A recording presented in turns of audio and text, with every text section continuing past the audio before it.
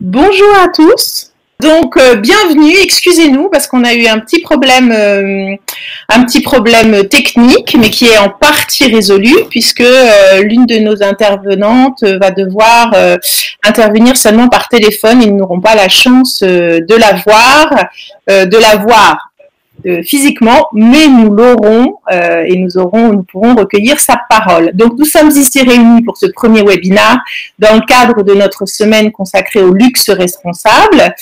La RSE est l'un des sujets souvent abordés dans Stratégie, qui est le média des nouveaux modèles, et j'en profite pour attirer votre attention sur notre dernier numéro, qui est un des numéros emblématiques de l'année de Stratégie, qui comporte le classement annuel exclusif des 500 agences et médias, et pour vous dire aussi que vous pouvez désormais acquérir chaque numéro en digital à l'unité ou évidemment vous abonner.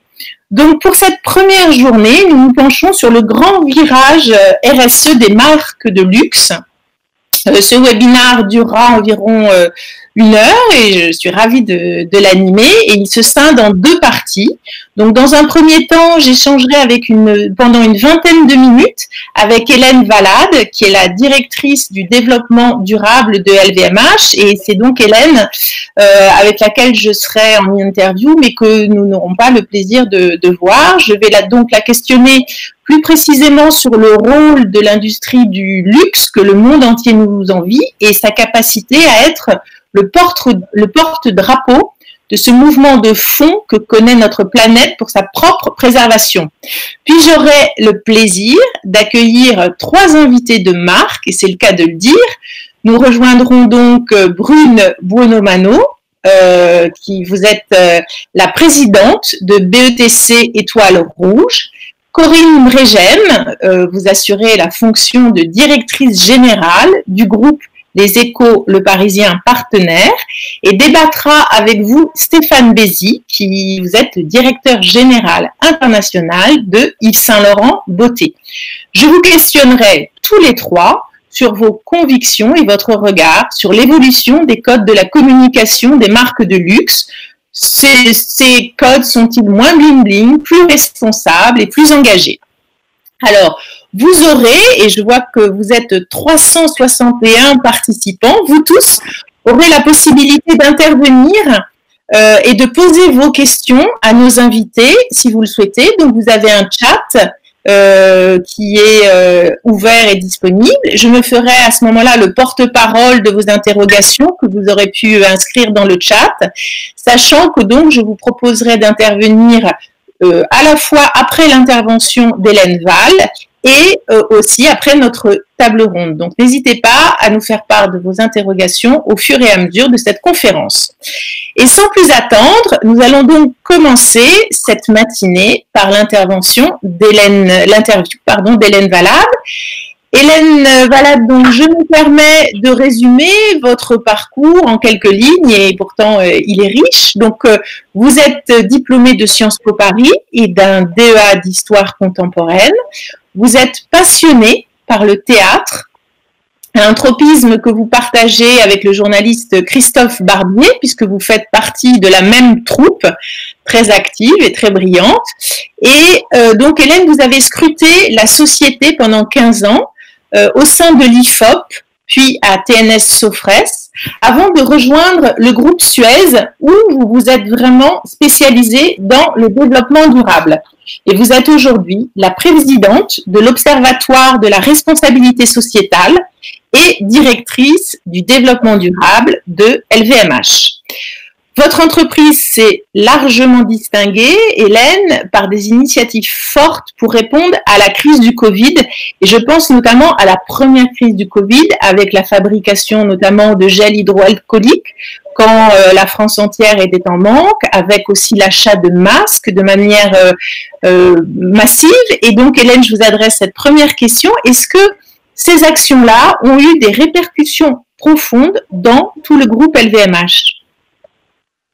Bonjour à tous, je suis en mode radio, là, voilà, c'est un média qui a aussi son avantage. Merci pour cette première question. Je crois qu'en effet, pendant la crise, À l'épreuve des faits de la crise, on a fait la preuve par les faits, en fait, que le développement durable, la RSE, ce ne sont pas simplement des concepts, mais ce sont aussi des moyens d'agir, et notamment des moyens d'agir pour contribuer à des enjeux qui dépassent les propres enjeux de l'entreprise et qui sont des enjeux d'intérêt collectif, d'intérêt général. Et donc, en effet, vous citez cette proposition de solution de la part de LVMH au tout début de cette première vague pour faire de l'économie circulaire, en fait, puisqu'on a reconverti nos unités de production de gel, de parfum, pardon, pour produire des gels, d'ateliers de couture pour produire des masques, et puis d'autres actions de solidarité qui se sont mises en place, notamment dans les vignobles situés à proximité d'hôpitaux, où des vendangeoires ont été transformés en salles de repos pour les personnels soignants. Et tout cela, au fond, a mis en lumière, a donné cette preuve de ce qu'est la réalité d'une contribution d'une entreprise à des enjeux plus larges. Et c'est exactement la même chose qui se passe à la fois pour le climat, pour la biodiversité, comment contribuer à ces enjeux-là. Donc la crise, en fait, elle a été un révélateur, un accélérateur. Et ce qui se passe maintenant, c'est évidemment ne pas revenir en arrière sur les sujets environnement. On pourrait penser aussi que cette crise économique qui s'ajoute à la crise sanitaire pourrait enclencher un mouvement de repli sur ces actions environnement. C'est absolument pas le cas à LVMH, bien au contraire.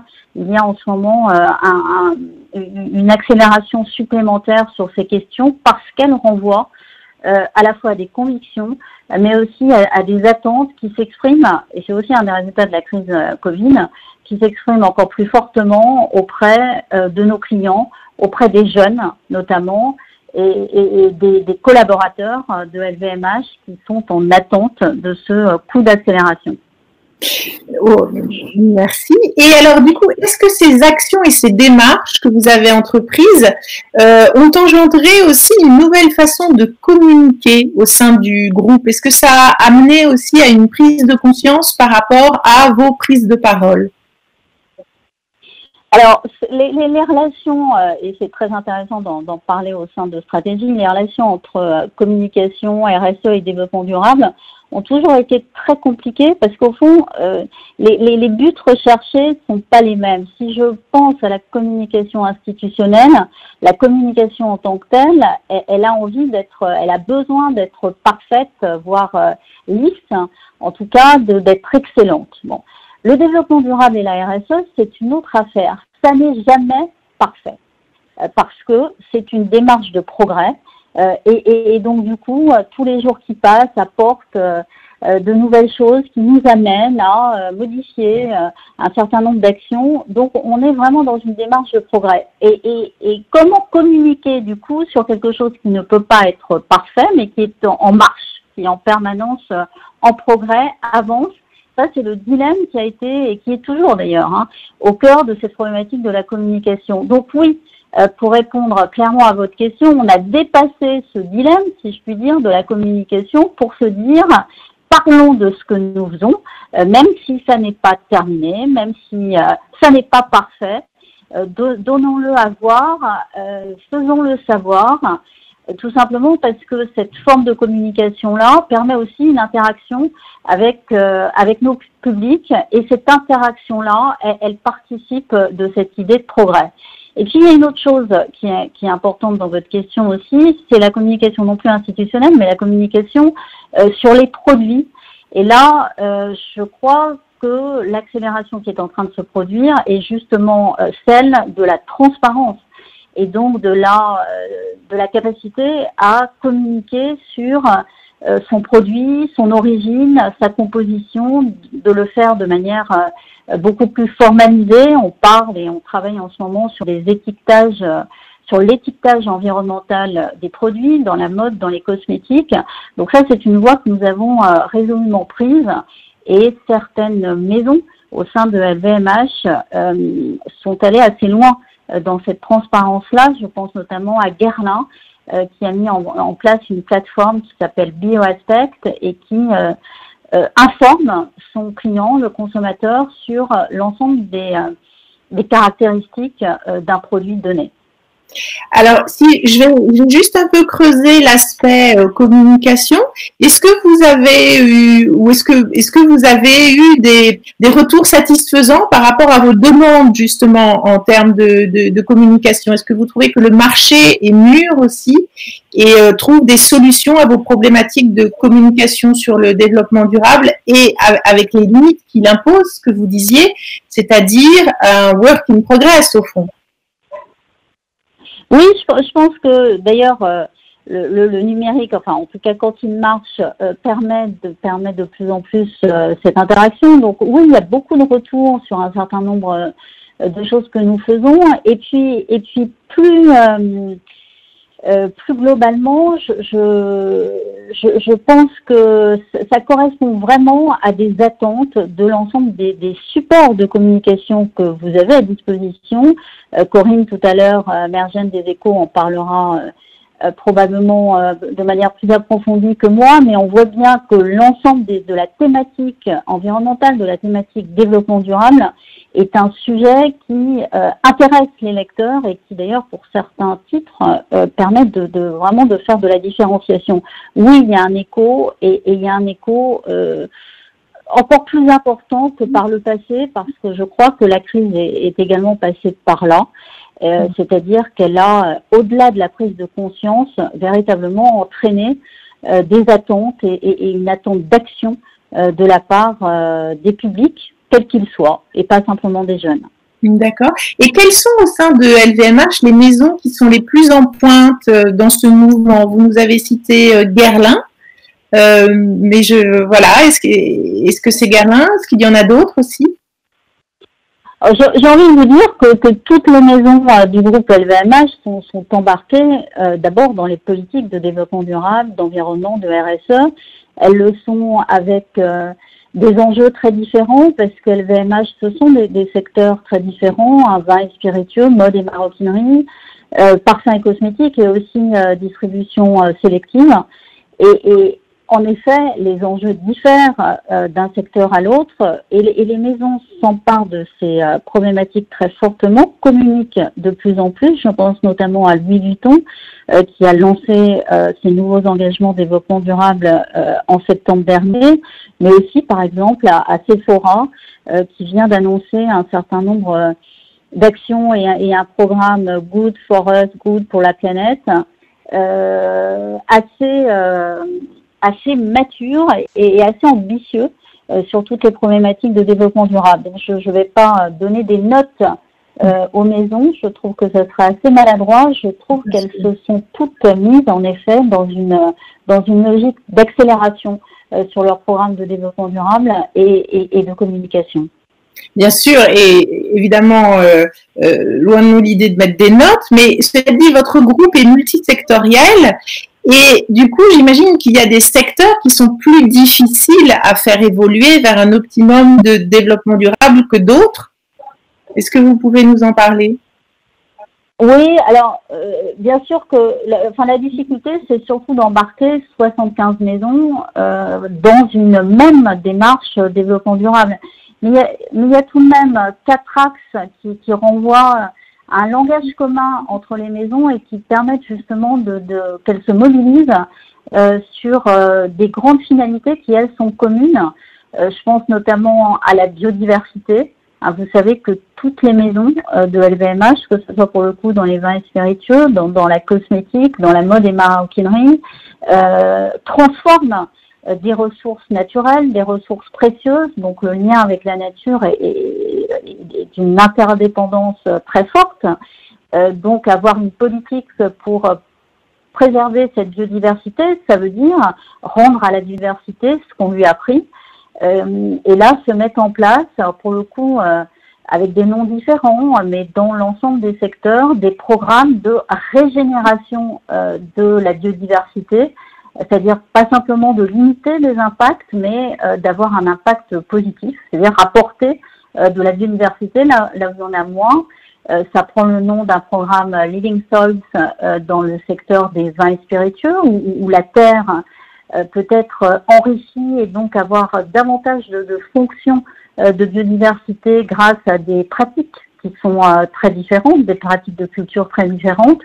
Ça veut dire dans les parfums et cosmétiques, eh bien avoir des pratiques pour certaines cultures qui rejoignent l'agriculture régénératrice. Par exemple, pour le coton, un peu partout dans le monde, comment peut-on cultiver du coton avec du fertilisant naturel de manière à régénérer les sols qui aussi peuvent, grâce à cela, capter davantage de carbone. Donc les mines peuvent être très vertueuses et ce sujet de la biodiversité est vraiment un sujet partagé par l'ensemble des maisons.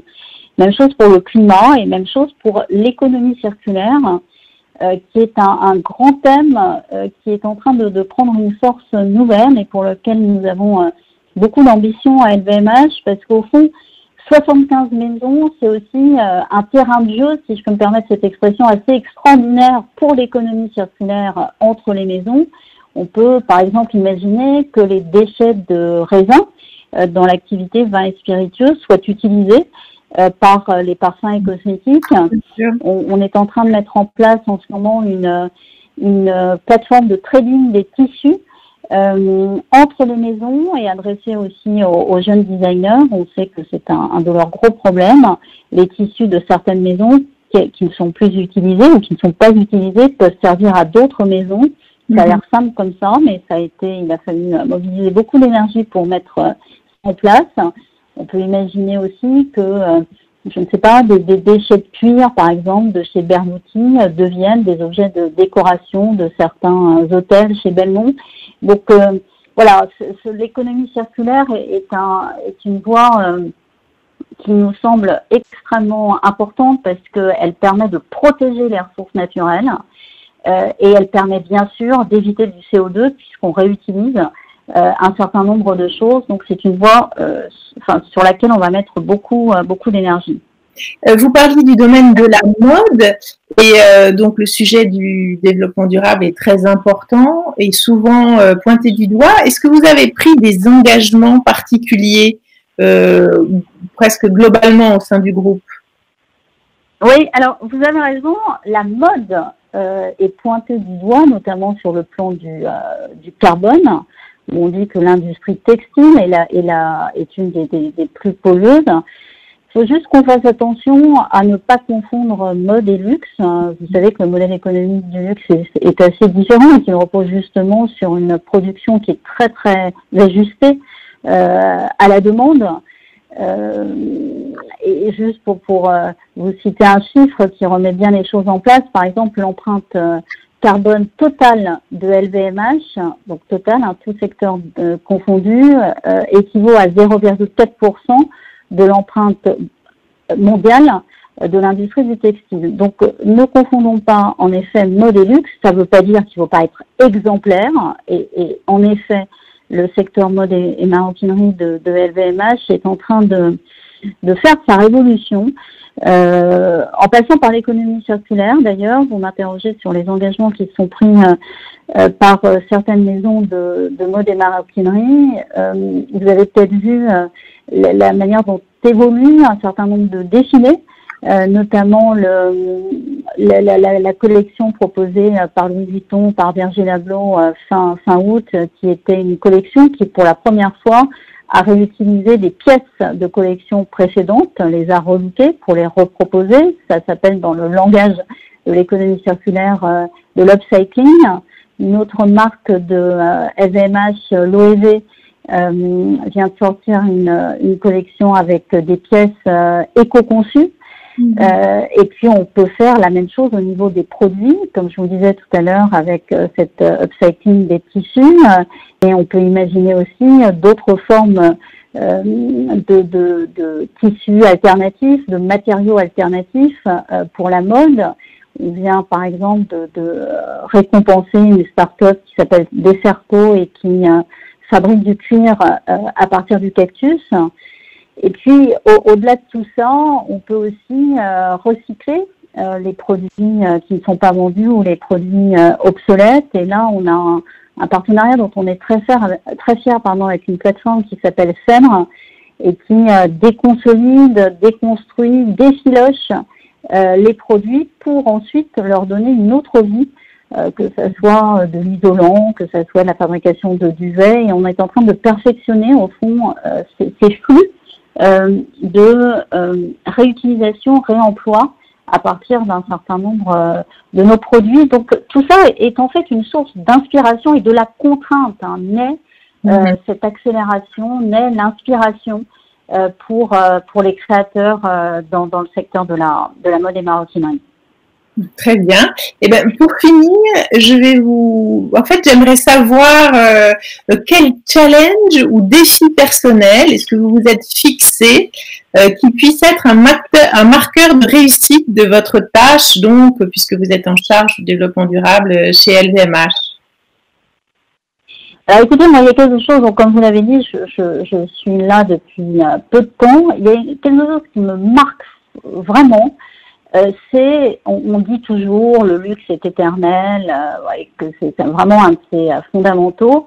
Et en effet, il y a derrière ça de l'excellence, de la qualité de ces produits, une excellence qui est aussi une excellence environnementale et donc une durabilité, une longévité des produits du luxe que l'on transmet souvent dans les familles, qui est absolument incroyable. Et derrière ça, pour prolonger ces vies encore plus fortement, il y a des services de réparation ou des services de patinage, par exemple, pour les souliers.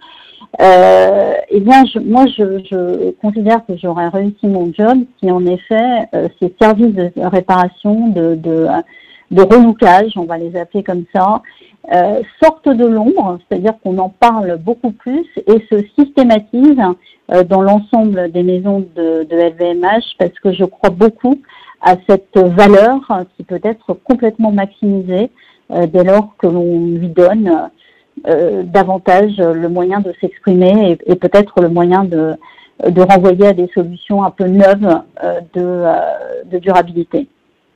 Très bien. Écoutez, je vous remercie. Et puis, je vais me faire le porte-parole d'une question qui a été posée concernant les différences entre les zones géographiques.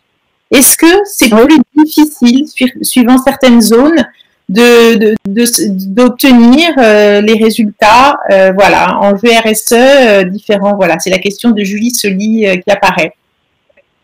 Oui. C'est une question très intéressante parce que bien sûr, il y a des enjeux culturels sur le développement durable en fonction des pays. Alors, en Europe, c'est assez homogène, c'est-à-dire qu'il y a cette aspiration que je vous ai décrite tout à l'heure assez fortement partout, et vous savez qu'on est essentiellement présent en France et en Italie, donc là, les enjeux se rejoignent. Puis après, il y a des questions sur les attentes de nos clients en fonction de leur pays d'appartenance. Et alors, je prendrai l'exemple de la Chine, parce qu'on a souvent dit que les Chinois, et en tout cas les clients du luxe en Chine, accordaient peu d'importance à ces thématiques de l'environnement et du durable. Et ça, c'est en train de changer fortement, et c'est extrêmement intéressant. La crise, je pense aussi du Covid, est passée par là, où les jeunes, notamment les jeunes clients de luxe chinois, aspirent, outre à cette fonction sociale de représentation sociétale du luxe, aspirent à autre chose, c'est-à-dire au fond à ce que leurs marques soient aussi des marques qui signent l'ambition environnementale, la leur, et donc on voit apparaître des attentes beaucoup plus fortes dans cette jeune génération sur notre capacité à proposer des produits qui ont cette ambition environnementale. Donc oui, c'était plus difficile par le passé, ça l'est beaucoup moins maintenant. Et donc je pense en effet qu'il faut suivre ça de très près. Très bien. Eh bien, Hélène, je vous remercie beaucoup. Et puis, écoutez, à défaut de vous avoir vu, on a pu se concentrer sur votre propos riche et très intéressant. Donc, merci beaucoup. Et puis, merci infiniment de votre invitation. Je vous en prie, merci d'y avoir participé. Et alors, nous passons maintenant à la deuxième partie de ce webinaire. Et j'ai la chance d'accueillir donc nos 3 invités, qui sont 3 grands professionnels reconnus et appréciés, chacun dans leur domaine. Donc, Brune Buonomano, vous avez été formée à Sciences Po, avec un crochet d'1 année à Berkeley, aux États-Unis. Après avoir touché au journalisme, vous avez rejoint Euro-RSCG en tant que consultante, puis Havas Worldwide Paris, où vous avez été pendant 4 ans directrice du développement et de la communication. Depuis 2014, donc, vous travaillez chez BETC dans le pôle luxe avant d'assurer la présidence de BETC Étoile Rouge. Vous avez par ailleurs co-créé et vous co-dirigez avec Marie-Amélie Sauvé, ancienne figure de proue de Vogue et muse de Nicolas Ghesquière chez Vuitton, le magazine Mastermind. Donc, vous serez avec nous pour cette conférence. Corinne Mregen, je suis très heureuse de vous accueillir aussi. Vous êtes l'une des plus brillantes patronnes de régie de la place de Paris et vous assurez aujourd'hui la fonction de directrice générale du groupe Les Échos, le Parisien partenaire. Vous avez été formée à Nanterre et à l'ESSEC. Vous avez fait vos armes chez SFR, puis Zenith Opti Media Group, avant de rejoindre 3 des plus gros et plus beaux groupes de presse français, d'abord Le Figaro, puis Le Monde, et aujourd'hui le groupe média de LVMH, donc Les Échos, Le Parisien. Et pour débattre avec vous, j'accueille Stéphane Bézy. Vous êtes le directeur général international de Yves Saint Laurent Beauté. Vous êtes passé, vous aussi, par l'ESSEC. Vous avez intégré le groupe L'Oréal il y a près de 3 décennies. Et moi qui aime la constance, je vous félicite, avec un poste de chef de marque au Club des créateurs de beauté, qu'à titre personnel, je regrette infiniment, puisque je trouvais cette marque à la fois singulière, dynamique, originale. Mais bon, je vais passer le message. Et vous êtes occupé durant votre parcours de marques comme Kérastase, Shu Uemura, Yves Saint Laurent, et vous avez occupé des postes à la fois en France, à l'étranger, aux États-Unis et au Japon. Nous sommes donc ici réunis pour parler de l'évolution des codes de la communication des marques de luxe. Et ma première question va s'adresser à vous 3 et peut-être pour donner un ordre, je vais commencer par Brune Buonomano. Ma première question, donc, c'est quels sont concrètement ces nouveaux codes de la communication du luxe? Sont-ils effectivement moins bling-bling, plus responsables, plus engagés, autrement dit, plus RES voilà, plus engagés. À vous, excusez-moi.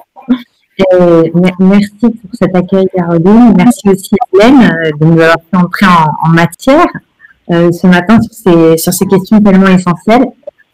Moi, j'avais assez envie de partager avec vous une conviction peut-être un peu radicale. Je réfute pas mal l'idée du grand virage, en réalité. Je suis assez mal à l'aise avec l'idée de grand virage.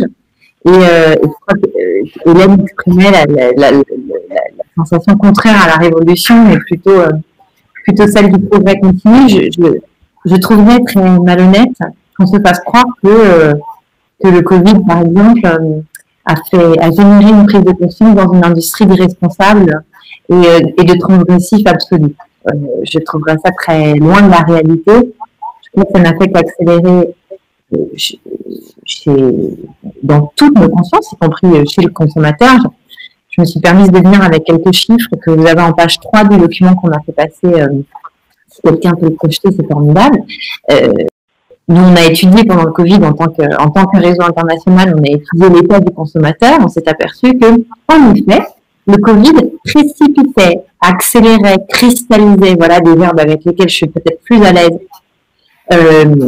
une attente très forte qui s'est durcie, et en particulier chez les jeunes, et Hélène en parlait très bien, et dans 7 pays du monde, on a interrogé le prosumer, c'est-à-dire celui qui a 6 mois d'avance, 6 à 18 mois d'avance sur ses comportements de consommation. Donc il nous prédit ce que le mainstream va faire ensuite.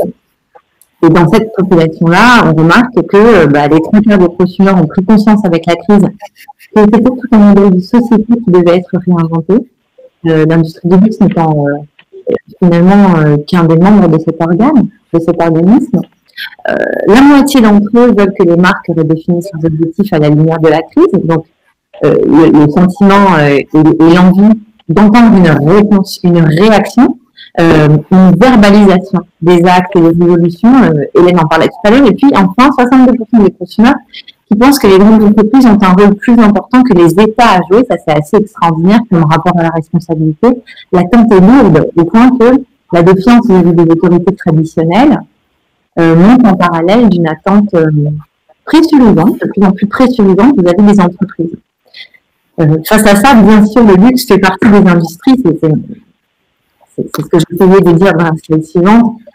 Facile à accuser de péché originel terrible, puisque par définition, c'est une industrie qu'on aime à décrire comme un luxe, comme une industrie inutile, un art du superflu, etc. Moi, je pense que déjà là, en parlant de virage, les marques de luxe, elles ont en réalité des boutons accompagner un certain nombre de progrès. C'est juste que ces progrès évoluent avec le temps et les époques.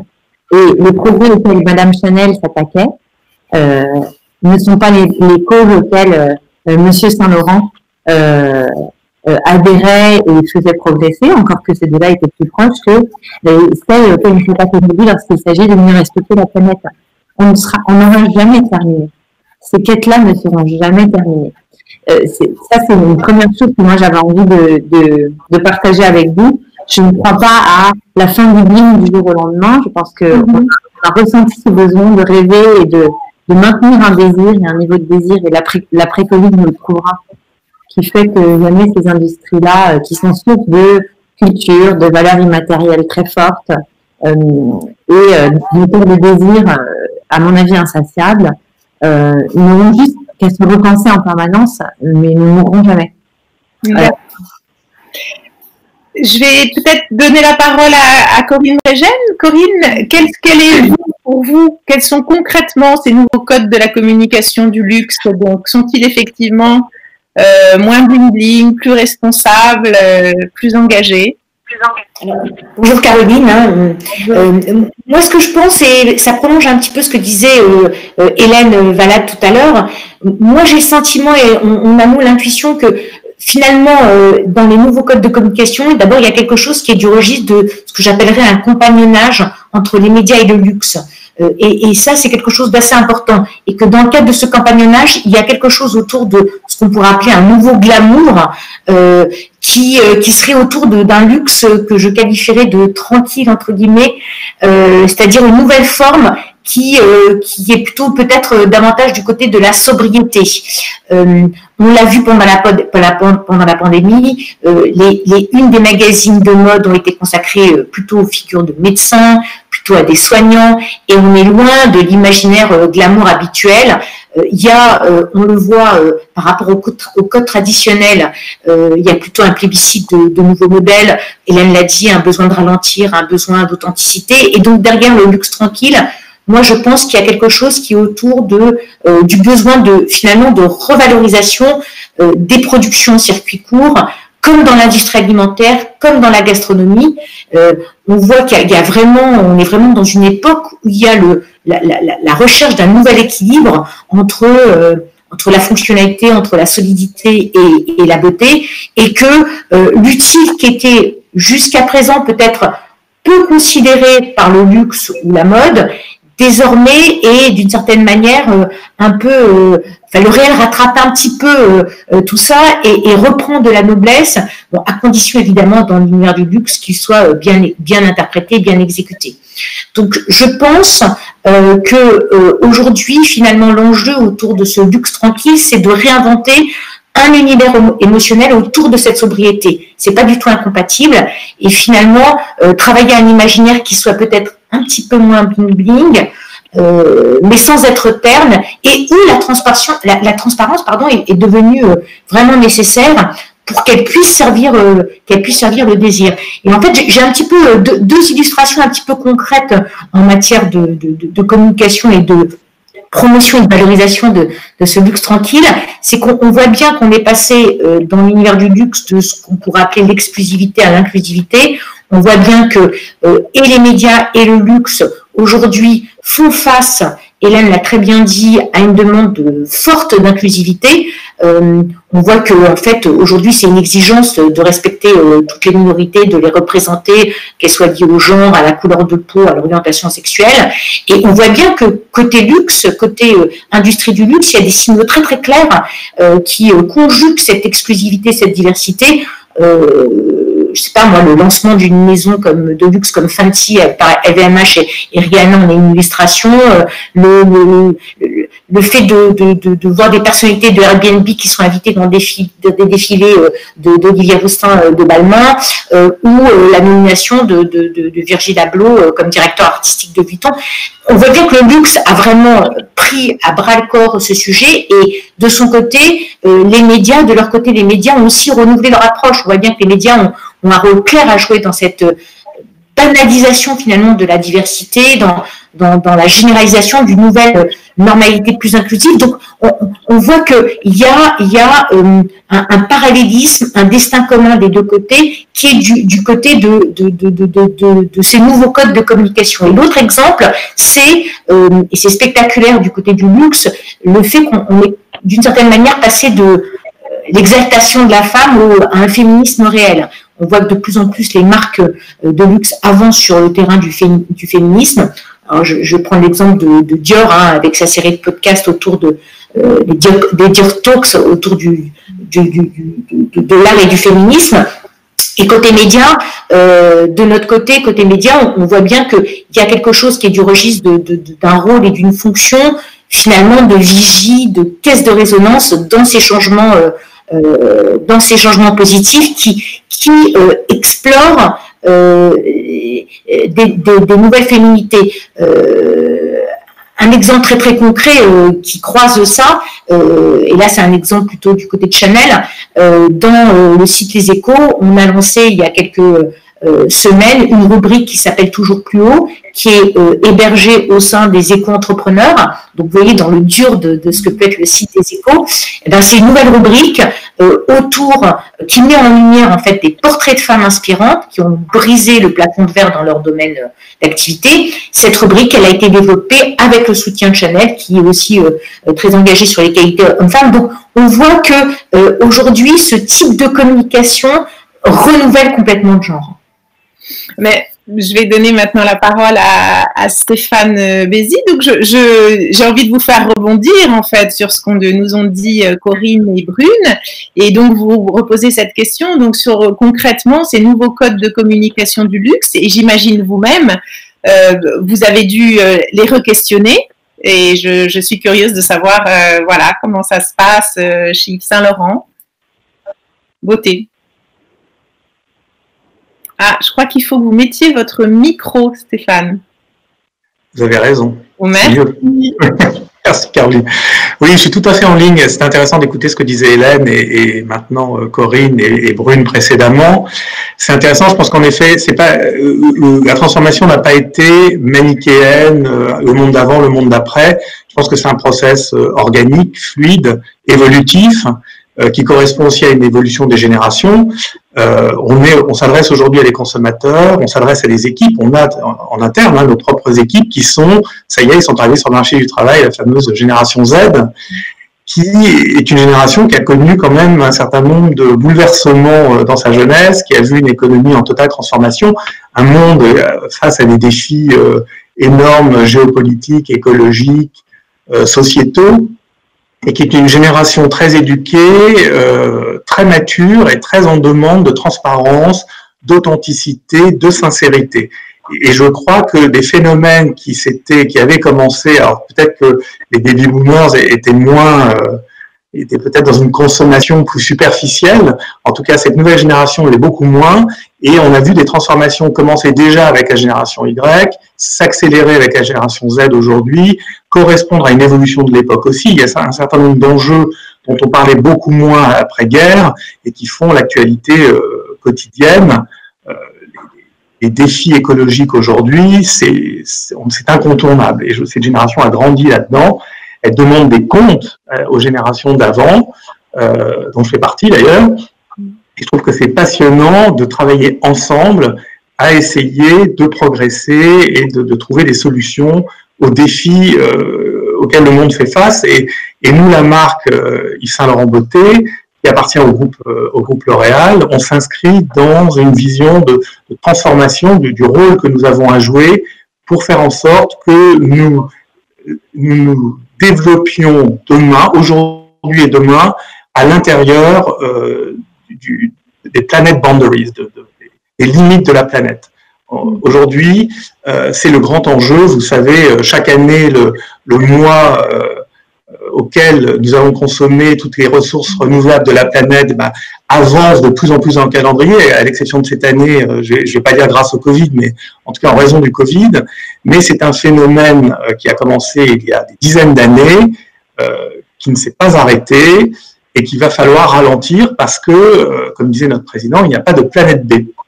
Et je pense que les entreprises ont un rôle fondamental à jouer. L'Oréal s'est engagé avec un programme qui vient d'être annoncé par notre PDG, L'Oréal For the Future. Nous nous inscrivons avec Yves Saint Laurent Beauté For the Future.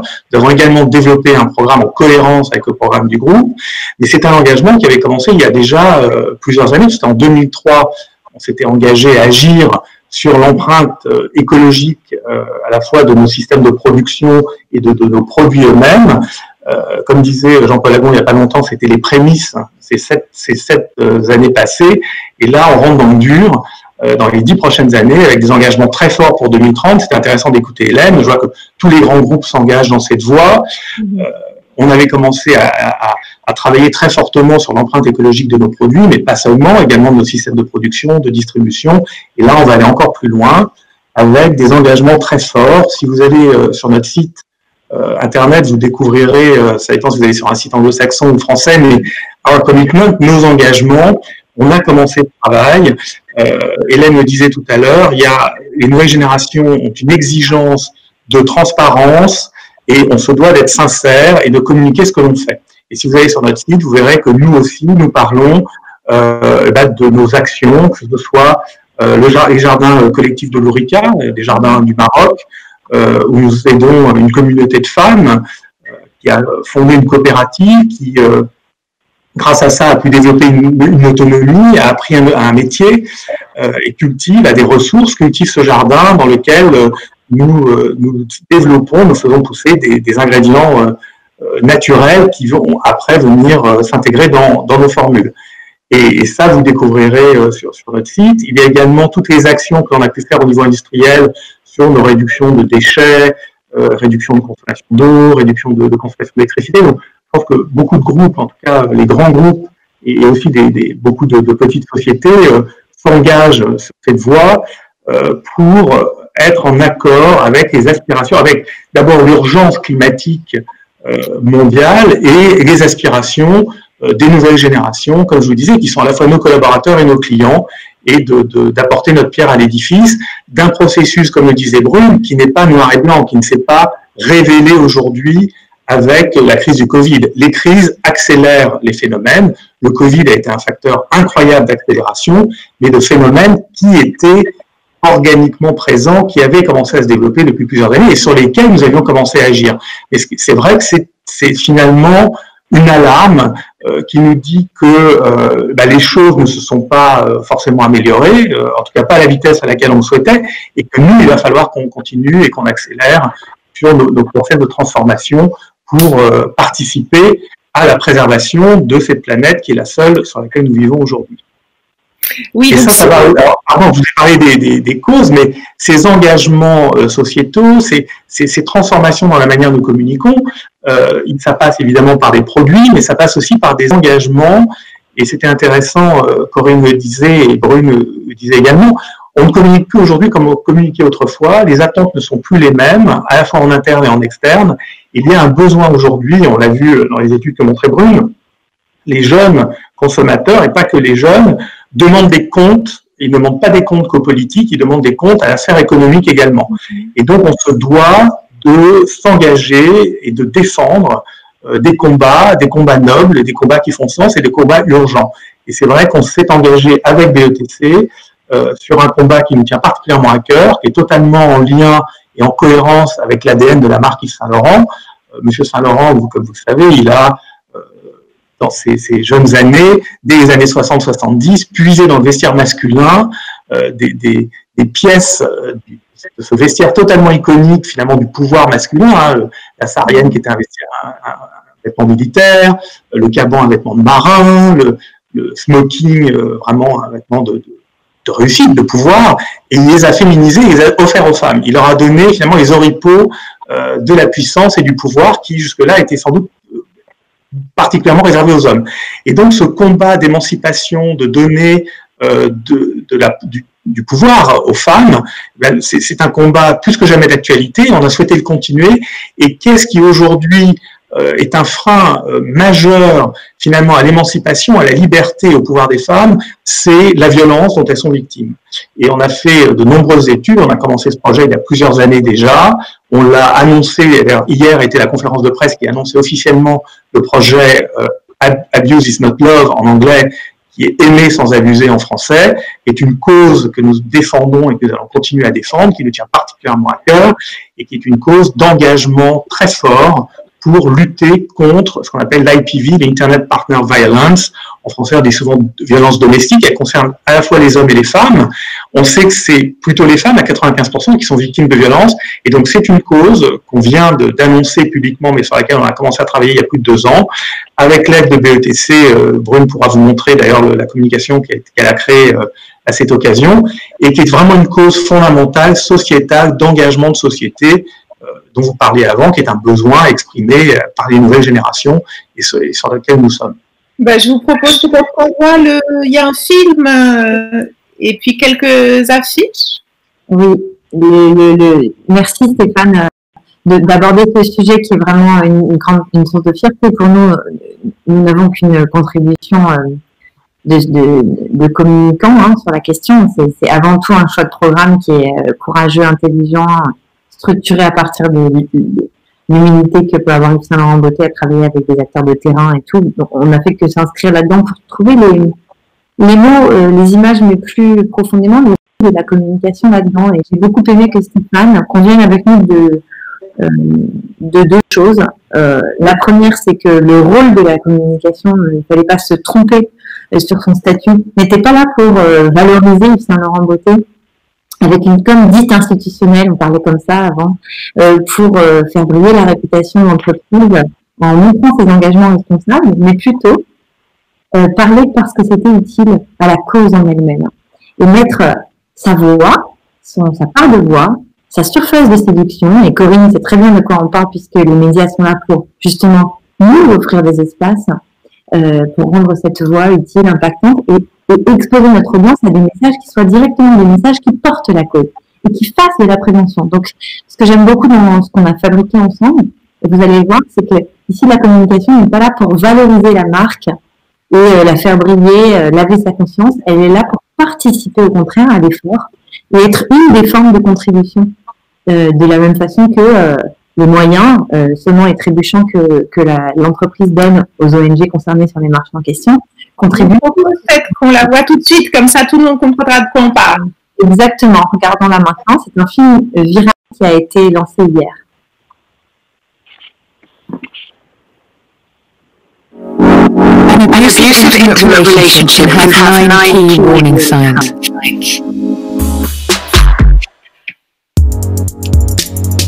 Number one, ignoring you on days they are angry. Number two, blackmailing you if you refuse to do something. Number three, humiliation, putting you down. Number four, manipulation, to coerce you into doing or saying something. Number five, jealousy over everything you do. Number six, control over where you go and how you look. Number seven, intrusion, going through your phone or tracking your location. Number eight, isolation, cutting you off from friends and family. Number nine, intimidation, calling you crazy and instilling fear. YSL Beauty is working with non-profit organizations to educate 2 million people by 2030 to understand the signs of abusive relationships. Abuse is not love. Know the signs of abuse. il y a quelques affiches, donc peut-être on peut aussi les voir, comme ça on aura une image, voilà, donc une affiche qui... La campagne, on s'adresse à la jeunesse pour l'éduquer, l'éveiller, la sensibiliser aux 9 signes d'alerte tels qu'ils sont définis par les experts de terrain sur ce qui peut être le signe d'une relation amoureuse abusive. Et avec Abuse is not love, aimer sans abuser, on cherche à apporter un message très clair et on l'espère efficace sur la différence qu'il faut savoir faire entre l'amour et l'abus. Je vais peut-être passer, je ne sais pas si vous voyez sur notre chat, mais je peux vous assurer que les réactions sont extrêmement positives. Je vois bravo, c'est puissant, pertinent et juste. Et je pense que ça doit vous faire plaisir puisque, vous voyez, encore... Ça fait chaud au cœur. Bravo. Donc, Caroline, si je... Ben, du coup, j'allais vous donner la parole, Stéphane. Qu'est-ce que vous avez voulu vraiment montrer en mettant à ce point-là l'image de Saint-Laurent-Beauté au service des femmes et des femmes qui sont dans une situation de détresse infinie? Ah, Stéphane, je ne vous vois plus. Peut-être qu'il faudrait que... J'ai l'impression qu'on a un petit problème technique, non? Ou c'est moi? Est-ce que Stéphane... Oui, alors, je crois qu'il y a un problème de connexion. Je viens de vous retrouver. Pardonnez-moi. Je vous en prie, je vous posais la question. Je vous disais que les remarques sont extrêmement positives, enthousiastes. Et effectivement, quand on voit ce film que vous nous présentez en exclusivité, puisque je crois qu'il est prêt depuis hier, oui. On est frappé en plein cœur. Et pourquoi est-ce que Yves Saint-Laurent a voulu à ce point-là mettre sa si belle image et sa renommée au service de femmes, donc je disais, qui sont effectivement dans une infinie détresse et au service de la prévention de ces dramatiques problèmes de violence conjugale? Oui, tout à fait. Alors, avant de répondre à votre question, je voudrais juste rendre hommage aux ONG avec lesquelles on travaille, que je n'avais pas encore citées. En avant tout en France, It's on Us aux États-Unis et Women's Aid au UK. Ce sont les 3 premières cette année. On a en projet 10 pays de plus en 2021 et c'est vrai qu'il y a un effet boule de neige. Je pense que c'est une cause qui touche énormément tout le monde. Elle est terrible. Donc, je pense qu'on va aller plus loin et pour nous, c'est un projet de long terme qui va engager au maximum nos pays. C'est un fléau qui est mondial, qui touche tous les âges, toutes les classes sociales, tous les pays, toutes les cultures, tous les backgrounds. Donc, il n'y a pas du tout de zone protégée ou préservée. C'est un phénomène qui a toujours existé. De façon assez choquante, alors peut-être parce que finalement le monde dans lequel on vit aujourd'hui, et Dieu merci c'est en train de changer, a été quand même historiquement dominé par les hommes et qui avait peut-être une forme de domination entre guillemets toxique masculine qui a mis les choses sous le tapis. Mais c'est vrai que j'ai été le premier, étant un homme moi-même, j'ai été le premier assez choqué quand on a commencé à travailler il y a quelques années sur ce sujet, de découvrir la gravité de ce problème et à quel point finalement on en parlait, mais ça restait un peu confidentiel. Et c'est vrai que je dois vous dire que ça nous a fait plaisir de voir qu'au moment où on faisait éclore ce projet, on l'avait pas encore révélé au public, mais on travaillait déjà dessus. Il y a eu le Grenelle contre la violence faite aux femmes qui avait été déclenché en France. Et c'est vrai que peut-être que les étoiles se sont alignées. On a senti quand même un couvercle qui s'ouvrait et une parole qui se libérait. Et enfin, c'est vrai que la presse qui en parlait, mais de manière épisodique, s'est mise à en parler quasi quotidiennement. L'abcès a été percé, je crois, et la parole a été libérée.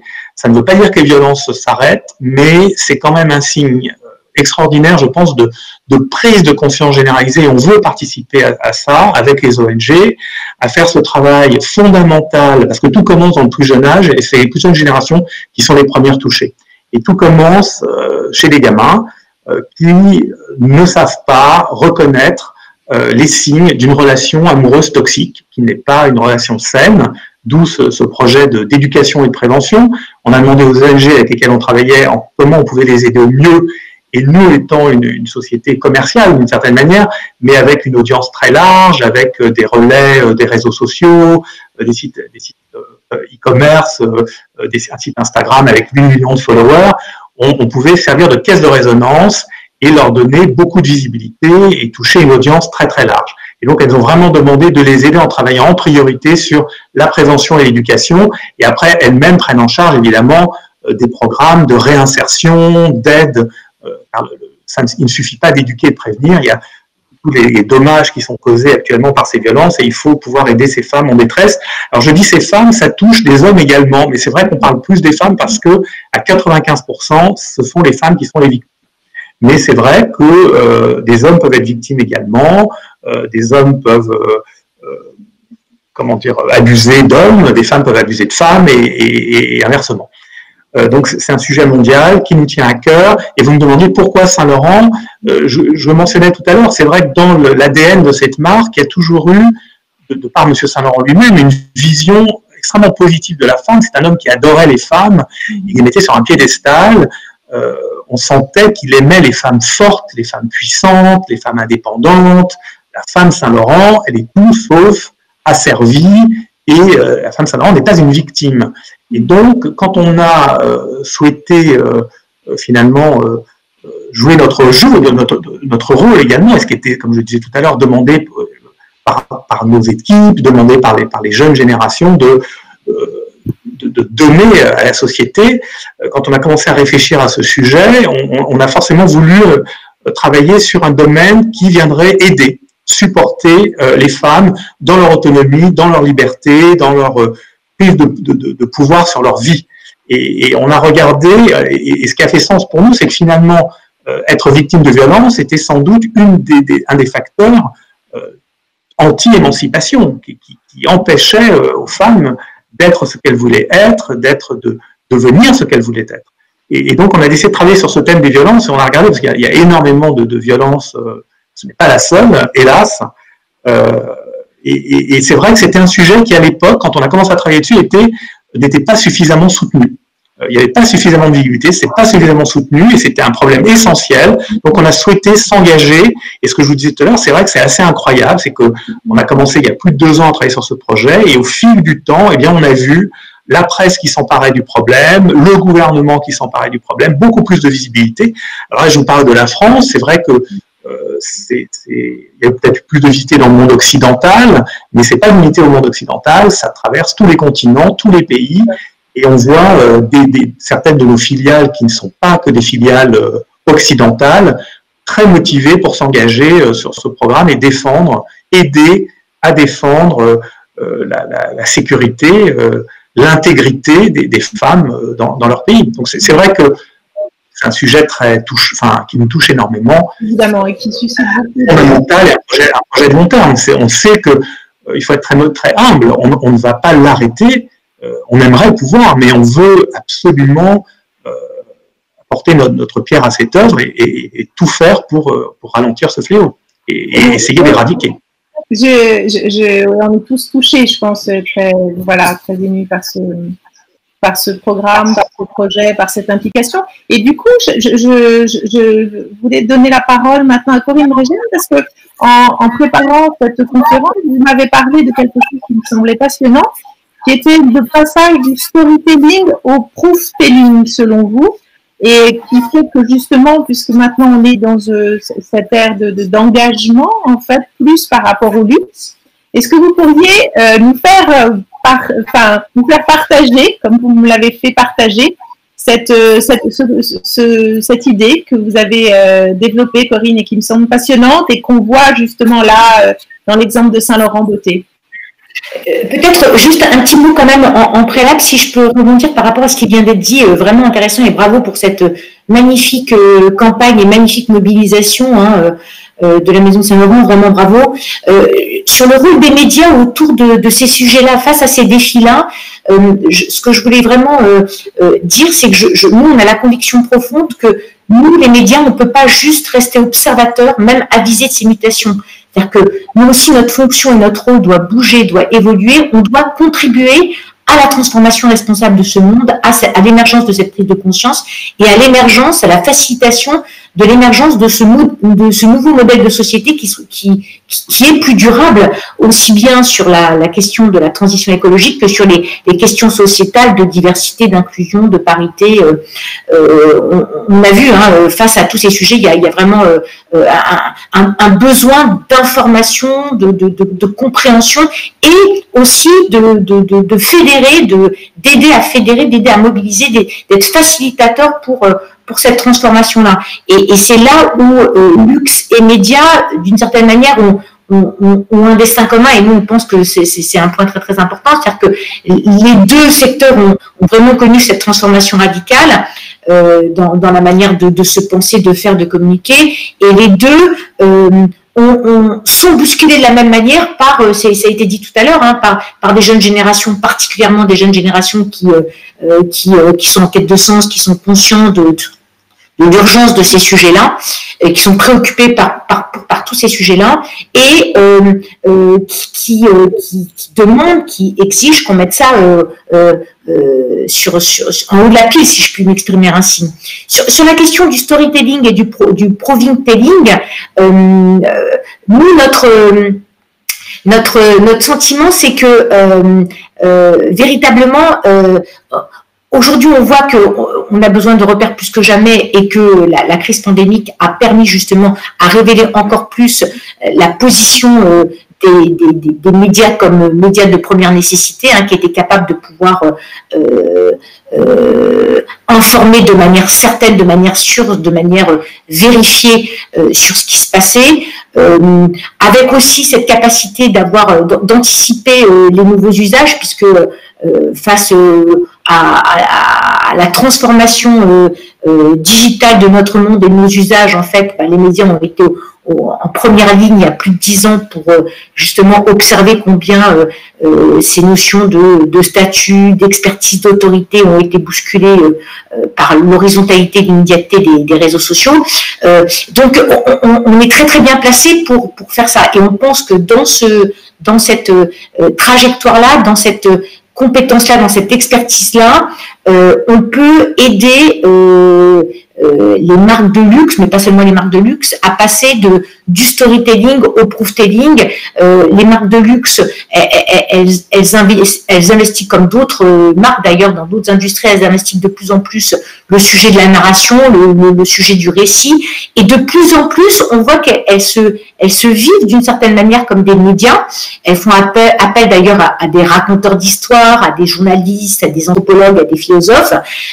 Brune parlait de son parcours, donc c'est assez symptomatique de ce point de vue. On voit que les Fashion Week deviennent de plus en plus des plateformes numériques qui diffusent elles-mêmes des contenus et qui elles-mêmes obéissent finalement à des logiques de broadcast. Je pense notamment à la Fashion Week de Shanghai qui était assez édifiante et spectaculaire de ce point de vue-là. Dans ce cadre-là, dans cette idée de raconter, de récit, ce que je pense, c'est qu'aujourd'hui, on doit aller un cran plus loin. On ne doit pas seulement faire le récit, raconter ces histoires-là, mais on doit prouver. Et là encore, les médias peuvent apporter leur crédibilité, leur expertise dans la façon de raconter ces nouveaux récits. Donc, il faut aller plus loin que raconter, il faut vraiment démontrer. Très bien.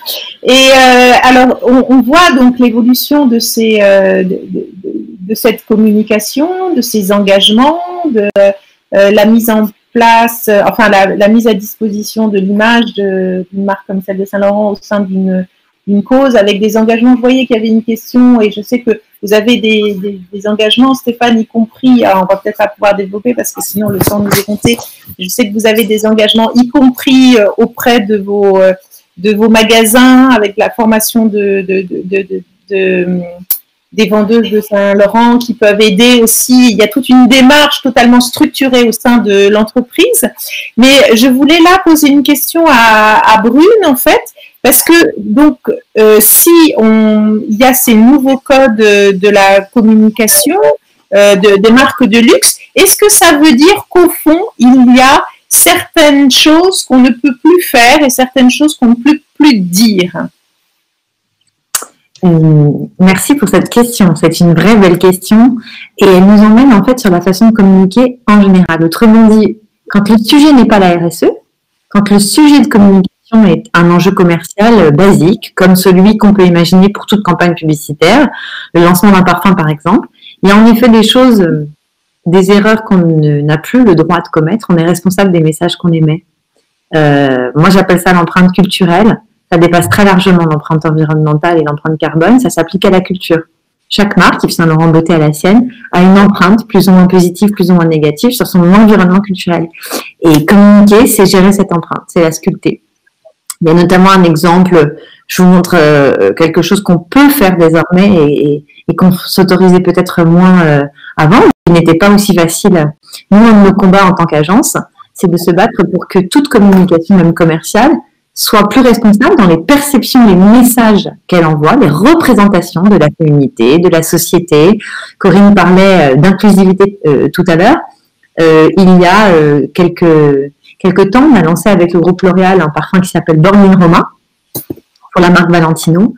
Et on pourrait montrer la page 8, Romain, qui est très intéressante parce que elle montre tout simplement une femme somptueuse choisie pour égérie d'un parfum dont la plateforme de communication est basée sur l'italianité, et ça s'appelle Born in Roma. Et je tairai les noms de ceux qui, au cours de la fabrication de cette campagne, nous ont dit, à nous, agence, au groupe L'Oréal et à la maison de mode qui a construit ça main dans la main avec nous, mais vous n'y pensez pas, on va quand même pas mettre une femme noire en égérie d'une campagne qui parle d'identité italienne. Voilà. Et de lutter contre ce frein-là et au contraire de considérer que cette campagne, elle va faire progresser les consciences, ouvrir les esprits, déconstruire des représentations qui sont dangereuses, qui sont sectaires, et ouvrir le champ, faire progresser la cause, alors même que le sujet c'est de promouvoir un parfum et son univers. C'est ça aussi, communiquer de façon plus responsable. C'est considérer que tout message, dès lors qu'il est en cours de construction, doit faire l'objet d'une attention toute particulière. Et oui, je suis d'accord avec Annette qui commente, elle est en effet magnifique. Et je crois, Brune, que vous avez d'ailleurs même développé un concept des 3 péchés originaux, en fait, en matière de... Non, on aime bien dire que le luxe est très souvent accusé, pas toujours justement d'ailleurs, de 3 péchés originels. C'est intéressant juste comme matrice de raisonnement parce que ça dépasse largement la communication. C'est fabriquer de façon pas assez responsable, faire son cœur de métier de façon pas assez responsable, polluer, produire de l'inutile. Donc le premier étage, le premier péché dont le luxe est très souvent accusé, c'est celui-ci. Le deuxième, c'est communiquer de façon responsable. Le luxe et la mode ont été beaucoup pointés du doigt pendant des années sur leur responsabilité, sur l'empreinte justement culturelle de ce qu'on donnait à voir de l'image de la femme. Est-ce qu'on a fait progresser les consciences pendant des années avec toute l'imagerie de mode qui a accompagné l'évolution de la femme dans l'époque ou pas? C'est une vraie question, c'est hyper intéressant d'y répondre et de chercher à faire évoluer ces consciences-là à travers la com.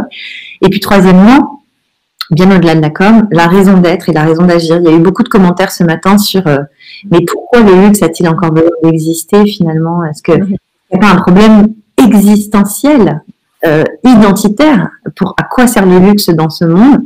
Et je trouve qu'à travers l'engagement, par exemple, qui est celui d'Yves Saint Laurent Beauté, Stéphane nous a prouvé il y a comme une génétique très sensible dans les maisons qui presque du moment où elles ont existé s'était donné dans leur âme, dans leur profondeur, une raison d'être là, bien au-delà des produits et bien au-delà du succès et des bénéfices que l'on en tire. Et c'est cette raison d'être qui, transformée en action, Corinne a beaucoup parlé d'agir, Hélène aussi, quand on passe de la raison d'être à la raison d'agir, on règle ce 3e péché originel, cette 3e accusation de n'être là pour pas grand-chose, puisque dès lors qu'on met son succès au service du progrès du monde et au service du changement, il y aura toujours des changements qui s'imposent, alors la question du vertueux n'en est plus une. Elle est selon moi complètement réglée et l'utilité est là parce que vous êtes un employeur Vous êtes effectivement un producteur de plus en plus responsable dans votre façon de fabriquer. Et en plus de ça, vous mettez votre puissance, votre part de voix, votre aura au service d'autre chose que vous, au service de quelque chose de plus grand et de plus urgent que vous. Voilà.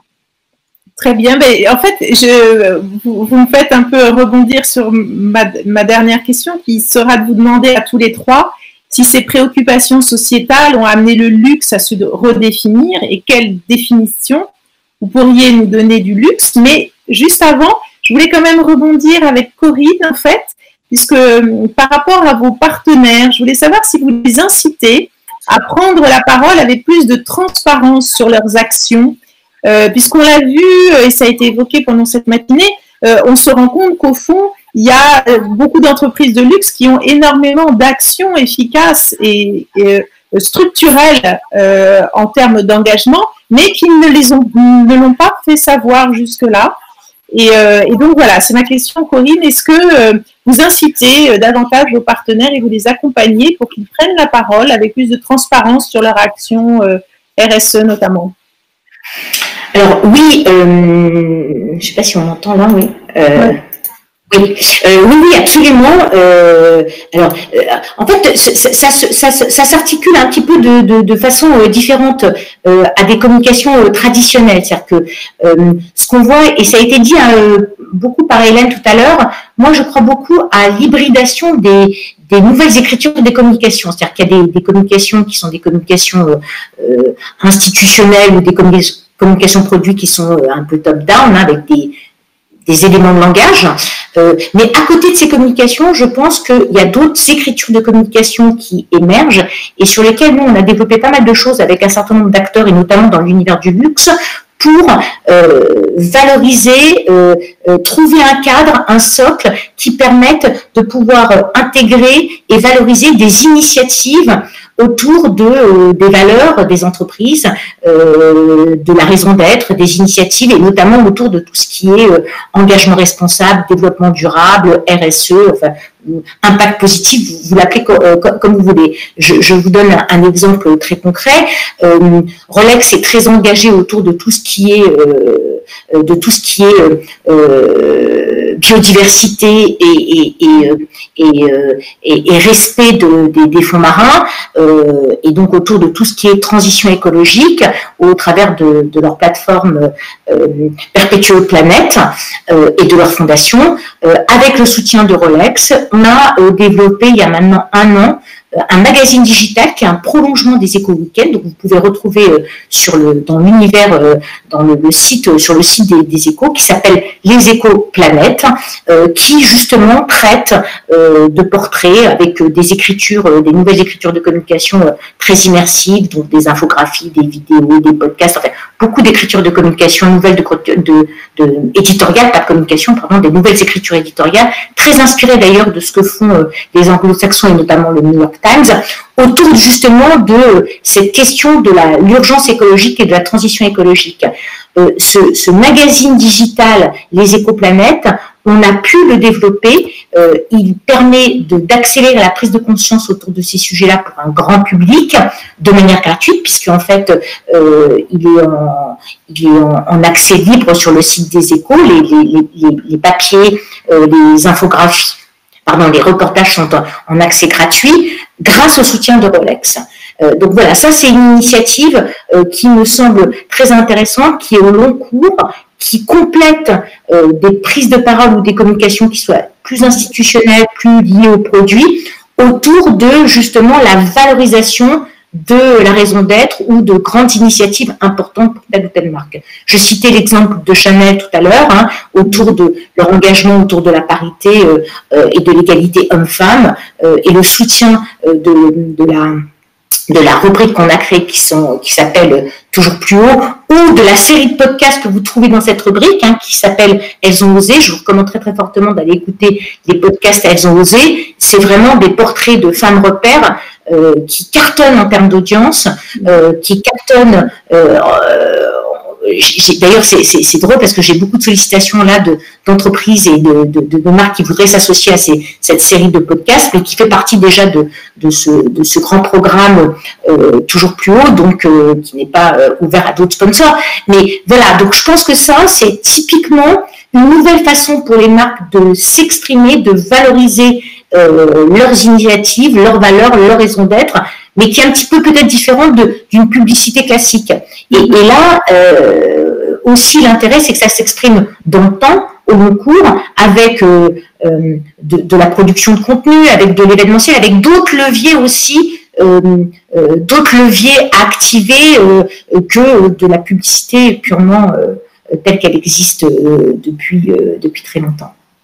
Très bien. Ben alors, je vais vous laisser réfléchir peut-être à la question, Corinne, et je vais commencer peut-être par Stéphane. Alors, donc, ces préoccupations sociétales qui ont amené peut-être le luxe à se redéfinir, et donc je vous pose la question, quelle définition aujourd'hui donneriez du luxe? Qu'est-ce que le luxe? Ah, votre micro, Stéphane. Il faut que vous l'actionniez. Le luxe, ça vient de luxus, donc c'est l'écart. J'ai pas inventé, hein. C'est la culture de l'écart. C'est intéressant parce que comme l'époque change, et je pense que la définition du luxe fondamentale peut-être de cette culture de l'écart n'a pas changé, mais ça se manifeste de façon différente. Et peut-être que d'un luxe matérialiste après-guerre, d'un besoin effréné de consommation, on est passé à une demande de sens dans le luxe. Je me souviens d'un article que j'avais lu dans le Financial Times il y a 15 ans déjà, 10 ans, il y a presque 15 ans, les marques ne pourront plus prétendre faire du luxe si elles abîment la planète, en gros. C'est à peu près ça l'idée. Et c'est vrai qu'aujourd'hui, il y a vraiment cette prise de conscience qui s'est accélérée. Les entreprises, les marques se doivent d'avoir un engagement, et si on prétend faire du luxe, on doit évidemment contrôler l'impact sociétal et l'impact environnemental qu'on va avoir. Et on voit que les marques s'engagent sur ce terrain-là. Et donc pour moi, le luxe, c'est d'être capable d'offrir, je ne vais pas paraphraser Lacan, mais c'est offrir ce qu'on n'a pas. Et aujourd'hui, ce qu'on n'a pas, c'est, pour beaucoup, de l'espace, un environnement sain, un environnement non pollué, un environnement non bruyant, enfin, sur une planète de plus en plus habitée, abîmée.